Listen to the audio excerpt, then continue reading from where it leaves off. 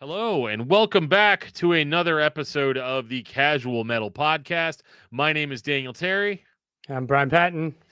and we are here to talk about Mastodon's fourth album, Crack the Skye. Before we do that, Brian, how's your week? Week's pretty good. Back to school. So getting back to the rhythm of normal life, I guess. how, Gotcha. how Yeah. about you? Pretty good. I mean, my entire family was gone for about 3 weeks. That was kind of rough to deal with for a while, but they all came back and they're doing their Yay. best to be, quiet. Kids are supposed to be in bed, but we'll see how it goes. Yeah. It's a little bit early. It's like still kind of daylight outside, so like I know they're not going to actually go to bed for a while, but it's Yeah. more like wind down time Yeah. at the Terry house. But yeah, no, pretty good week. Obviously I'm still recovering from an insanely high performing video on my main channel.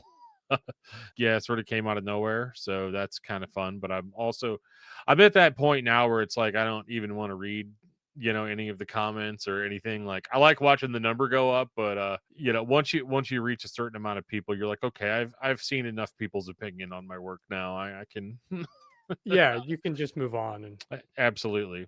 you're And we're good. gonna move on to the most comfortable place possible, which is into the loving arms of Mastodon. Of course, we're doing this episode just in light of Brent Hinds passing away. And this record is an interesting thing to have happened, but then also kind of what this record is sort of about. Anyway, I'm gonna jump into what I normally do and say, Brian, what is your first experience with Mastodon and Crack the Skye specifically as a record? So I mentioned this on As the Story Grows this week, but I used to work at an audiobook company, and all the engineers in our post-production department were all like mid-20 guys, and we would bring hard drives full of music and just share our albums. So someone brought in Mastodon. They had Mastodon, they had Blood Mountain and Leviathan. And so I grabbed both those records, listened to them, and enjoyed them. And that was my introduction to Mastodon. Crack the Skye, I think it was Metal Sucks had like the premiere of the Oblivion video. Okay. And I was like, I remember watching that and being like, that's phenomenal. And buying the record that I think at that point it was still Tuesday for new music releases. And I bought the record and it has been one of my favorite records since. Okay. Cool. What about you? Well, so I first heard of Mastodon. I think it was a 2002 or 2003 Headbangers Ball compilation, Hmm. which had I believe it had March of the Fire Ants, which was from Remission. Yeah. And so my introduction to Mastodon was not necessarily as Mastodon as we know them today. But I was like, yeah, this is, yeah, this is heavy. This is gritty. This is beefy, and it's right whenever I was like really getting into like heavier stuff. So, it was Perfect. wonderful. It was a Yeah. cold glass of water on a hot day. It was everything that I wanted. And then I'll be honest with you, there were so many bands that I got into on that compilation because it was like, I mean, there was like In Flames, God Forbid, Arch Enemy, Demon Hunter was on that. There was a lot of bands on that compilation. Lamb of Yeah. God, like some of these bands, that compilation was the first time I heard some of them, and Mastodon was no exception. But because there were so many bands on that compilation, I kind of just Mastodon was like a band that I was eventually going to get around to checking out, and I didn't end up actually checking them out until like maybe 4 years later when Blood Mountain came out. And when that record came out, I knew the band name, I knew who Mastodon was, but it wasn't like really present in my mind at the time. And I had a lot of friends that were like really pretentious about music, about metal, and I was too, but not specifically about Mastodon. But these guys were obsessed with Mastodon. I heard them all tell me how much they loved Leviathan whenever it came out, and they're like, it is literally the greatest metal album you've ever heard. But like, I mean, between those years, like 2002 to 2006, I only cared about for a long time breakdowns, uh, Gothenburg inspired death metal riffs, Yeah. and dudes growling like calves with their throats cut, right? Like that was my thing. So whenever I heard a little bit off of Leviathan and a little bit off of Blood Mountain, and at the time I was not into it Okay. because I was like, I liked that song I heard on that compilation, but this doesn't sound like that at all, you know? And so it took me a while. I don't think that I really got into Mastodon until I'm trying to think. So this record, Crack the Skye, came out in 2009. So Yep. that would have been right around the time, because in 2010, because I didn't hear it as soon as it came out. In 2010, I got fired from a job that I worked at a bank, and it was like my career. I had just gotten married, and so I got fired from this job. And instead of immediately going into another job, I let my wife support us for a while, and I decided to go back to college. So the first time I heard Crack the Skye, I was actually writing a college history paper.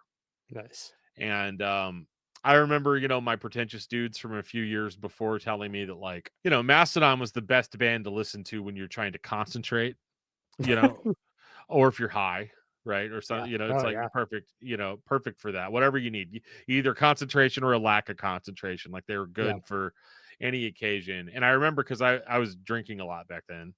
And so I drank like half a bottle of, or half a box of, like, boxed wine while I was writing this history paper about Xerxes. And I listened to the first song on Crack the Skye, Oblivion, like probably 400 times Right. while I was writing this paper, because I was entranced by the like by the harmonized vocals on the chorus of Oblivion. It brought back old sort of memories of, like, listening to Alice in Chains whenever I was younger, Just and of course I'm only talking about the vocal harmony, that is Yeah. there. And this is so stupid for somebody to have been saying in 2009, but, like, I was like, man, the guys in Mastodon, they could, like, really sing. You know what I mean? They could really play. Like, it's so stupid. I'm just vocalizing things that people already know. But man, yeah, this record hit me right in the right spot. And it's funny, because Yeah. I was writing a paper about Xerxes, and so now I could never, like, sort of separate the sort of Greek Greek mythology era from Yeah. that, even though I know that's not really what the record is is specifically based on. But I'll always kind of be thinking, at the very least, about, like, Xerxes' depiction. I believe it was in the Yeah. movie 300. So I'm always sort of envisioning that whenever I pop on Crack the Skye.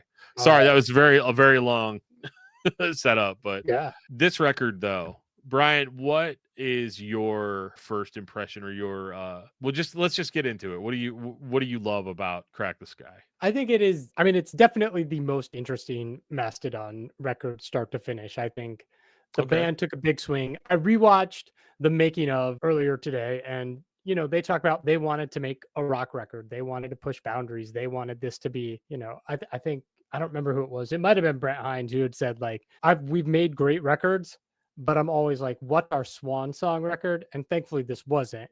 But like, if they had decided, like, we can't do any better than this, and I don't think they have, like, Right, right. it this would have been one hell of a record to go out on. I mean, it's Sure. incredibly interesting guitar work.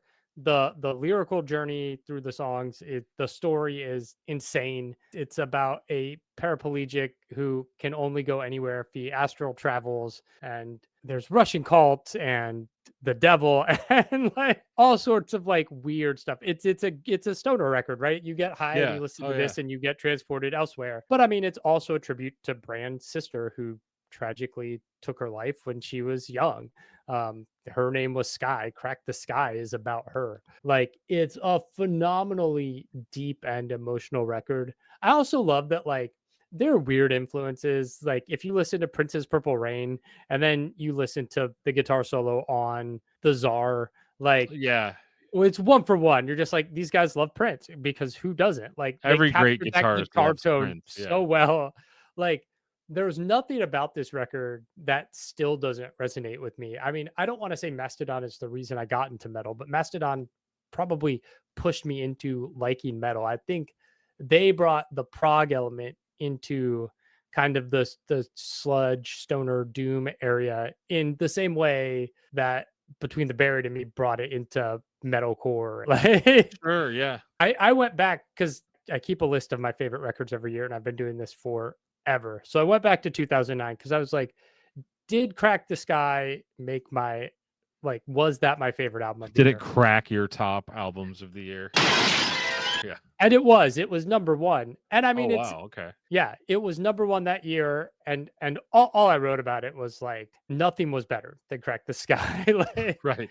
and that says a lot because that year, also on my list, it's The Chariot Wars and Rumors of Wars, Shrine Builders' only record, Isis, Wavering Radiant, Cave In Planets of Old, Doom Rider, Darkness Comes Alive, like, phenomenal records that year. But, Yeah. like, I Crack the Skye remains I don't every time I listen to it, it's fresh. It has held up incredibly well. Yeah, I mean, even popping it in this morning on my way to work, and then also in the middle of the day, and then on my way home from work.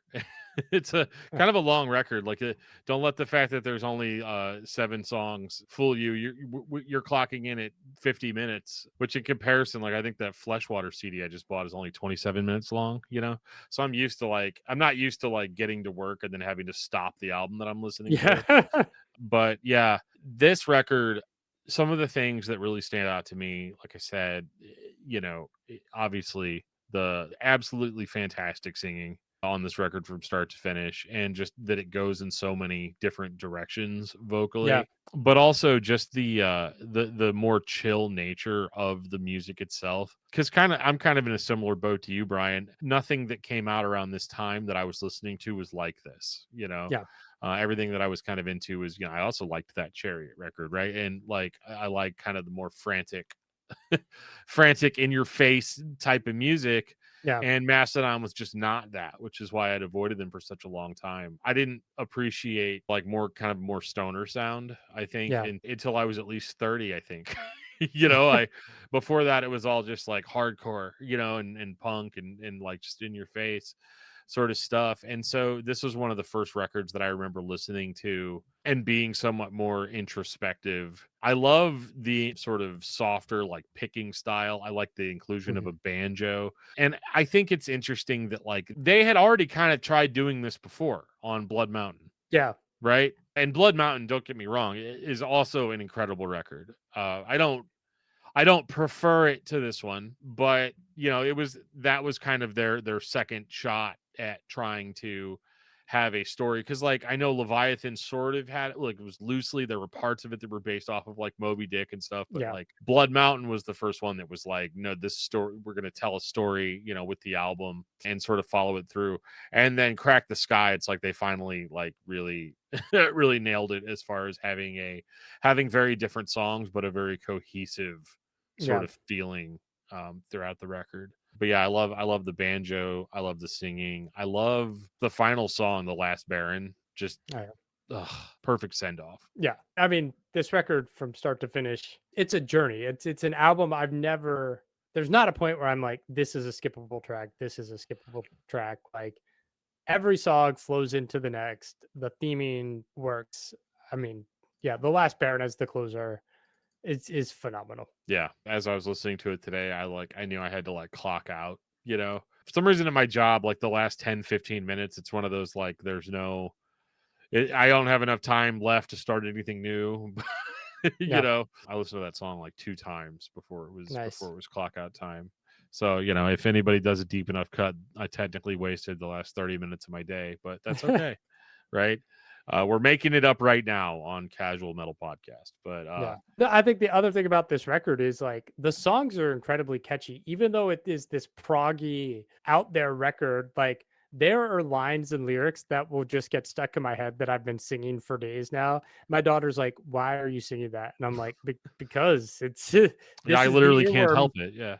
Right? Like it's not even whole songs either. It's just like one line or phrase that gets repeated, and you're just like, "That's the thing that is in my head now." Well, yeah, it's like it's hooky. It's not chorusy necessarily. Well, I mean, Yeah. like Oblivion has an amazing chorus, right? Yeah. But it's very catchy. It's very repetitive in Yeah. places, but again, not in an annoying way. I think that's really the testament of a good band is being able to be repetitive, Yeah. and still be good, still be considered, creative and interesting. And there's so much nuance. Like as you revisit the record over and over again, you start picking. I mean, I still pick new stuff up every time I listen to it, and Yeah. there's always just a little bit more.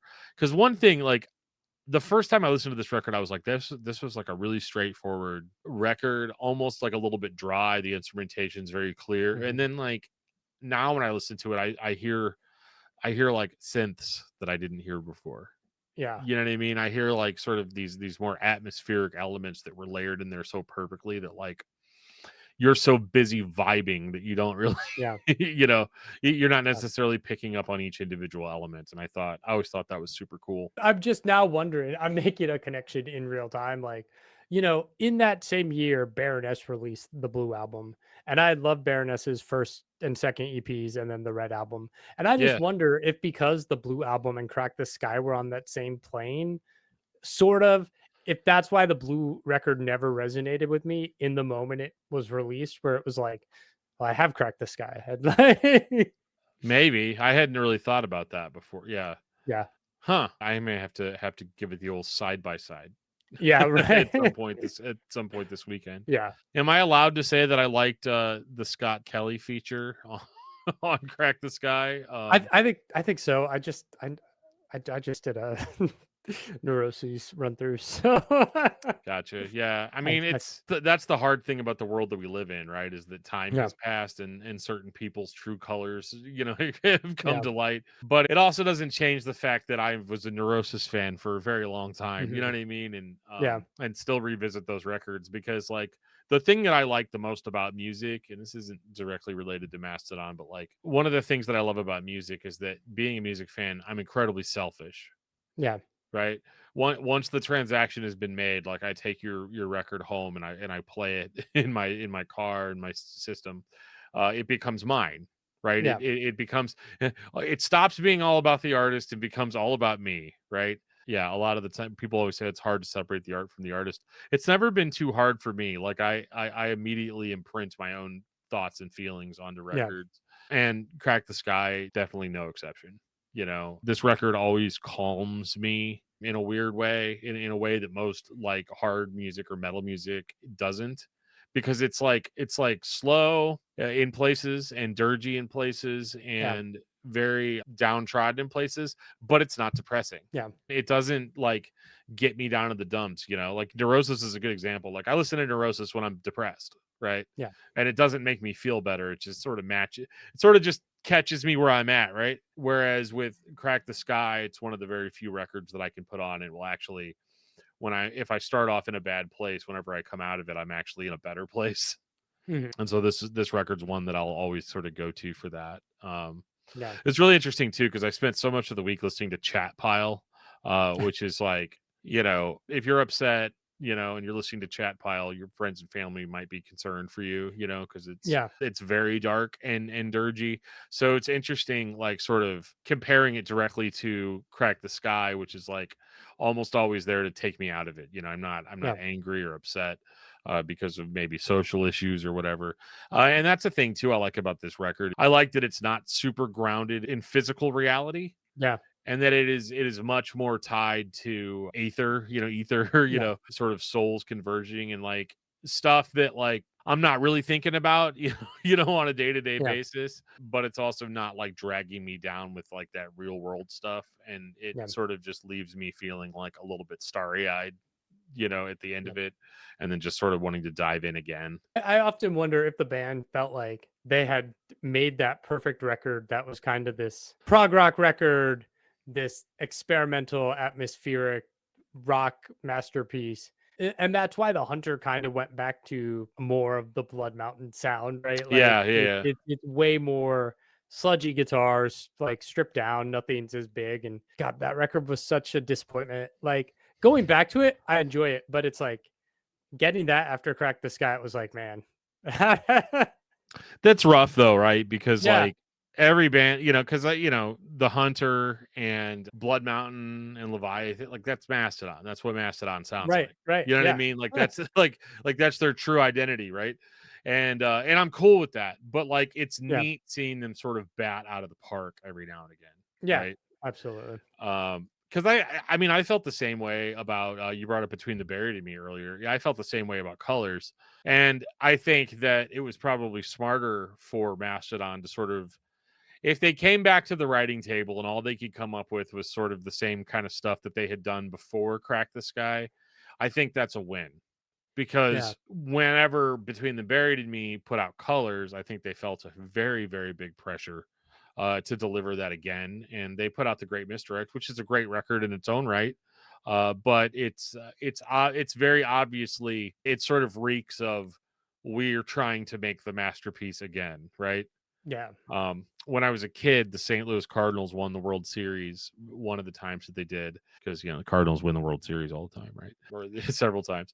Anyway, and I remember they had this amazing season, and then the following season they came back and they were running all these commercials on TV that were like, "Do you ever have the same dream twice?" And even then, I was all like, "Who cares? Like, who's going to be upset if you don't win the World Series the second year in a row, right?" Yeah. So it was so much like that with a lot of bands that put out their Mhm. like sort of career defining record, right? Yeah. And with Mastodon, I don't think that they've ever topped this, but I have massive respect that they didn't try to. Yeah. They never released a bad version of Crack the Skye, right? Like, They did not, um, which is no, good. so yeah, and I appreciate the directions that they went in, that they went in after that, but this classic era right here, typically when I'm listening to Mastodon a lot, I'll start with Remission, and I'll end usually on the Hunter, at the end Yeah. of the Hunter. But yeah, this record is definitely an all timer, Yeah. you know. And I know we've been playing it safe. I had somebody that's been listening, a friend of mine, texted me and he's like, "Yeah, I'm really loving casual metal. Are you guys ever going to talk about records that like are not like the seminal greatest?" Because he's like, I mean, your run so far has been Metallica, Kill 'Em All, Clayman by In Flames, Rust in Peace that we did last week. I couldn't remember Yeah. for a second. They're like, and now you're going right for Crack the Skye with Mastodon, like, you We know, sure are. yeah, we are. We're playing it incredibly safe. All right. But I Next week do we'll think talk that about Saint Anger. There you go. yeah, but we No, should, but no, not we're not. right No, now. no. No. Well, no, I'm good with it. I'm good with maybe talking about some records that are not as great, Yeah. but this is not discography discussion, right? So we're not going to go in and just start rah, rah, rah, right against stuff, but it would be fun to possibly explore a record that maybe isn't as popular with the band's fan base. Yep. So I'm good with that, but Yep. I think do you had any before we move on to the next segment, did you have any final thoughts on Mastodon and specifically Crack the Skye? I mean, Crack the Skye, 10 out of 10. No notes. Perfect record. And RIP Nice. Brent. Yeah, I mean mine's pretty much the same. This is a record that I still will go to if I need a boost, an emotional boost, because it's a record that is able to acknowledge how you feel and yet still somehow come to a more hopeful conclusion. R.I.P. Brent, it is disheartening knowing, not only that he is gone, but that so quickly after turmoil. You know what Yeah. I mean? I think that's the saddest part of it, and not something that I really want to focus on here, but it sucks. It's just a Yep. really sucky situation, and it's one of those things that, like, I think that whenever we are having issues with people that we love, or people that we spend time with, or people that we work with, even, that life is precious, and we just have to weigh every negative interaction against that. Yep. That said, is there an album that you have been jamming a lot this week, Brian? Yes. My album of the week is Exhausting Fire by Kai Lessa, the band's Swan Song studio album. I had not listened to this record a lot. I usually go back to Static Tensions. That's my Kai Lessa record of choice. But I did a run through their discography. And I mean, this is just your classic sludge metal album. And I love big fuzzed out riffs played slow. And Kai Lessa does it almost better than anybody. And I'm glad they're back. I'm still hoping for a US tour with the newly reunited Torch. Let's make it happen. Nice. What about you, Dan? Well, I just discovered, and I'm sorry if I've been living under a rock, but I just discovered the band Fleshwater, like what, 3 days ago, Yeah. something like that. So, like, I kind of have two, right? I'm going to cheat a little bit. Normally, I would have said that my record of the week or album of the week was God's Country by Chat Pile, Yeah. because that's how I started the week, right? Very Mhm. angry, very upset, and then but as the week went on, I discovered Fleshwater, and so I bought their album. We Are Not Here to Be Loved. the one with the yellow duck on the cover. Yeah. And I love that. It's much heavier than I was expecting it to be. Yeah. But it's very visceral. It's very like Deftones, a little bit, very, very beautiful, very dark Yeah. record. But the first song I actually heard from them is from their new album, 2000 in the Search of the Endless Sky. Yeah. But I've only heard the singles off of that. And I did go ahead and pre-order the album. I actually pre-ordered that album this morning. So Nice. hopefully, I'm hoping that one is a little bit more upbeat, uplifting. Not that I had any issue at all with the previous record. I think it's Yeah. brilliant, but like what I got into with the band, what I was attracted to was sort of that like very energetic, Yeah. upbeat like punk sound. So yeah. So that's my albums of the week. Nice. Like I said, you guys, if you have any questions for us, you can send us an email at casualmetalpodcast@gmail.com. And I'll do my best to respond. And actually, I don't even think I've checked that email since I made it. So if Well, anybody did email us there, I will get to it eventually. I promise. But until then, we will see you guys next week, and we're not going to reveal what we're talking about until then. See you guys next time. later.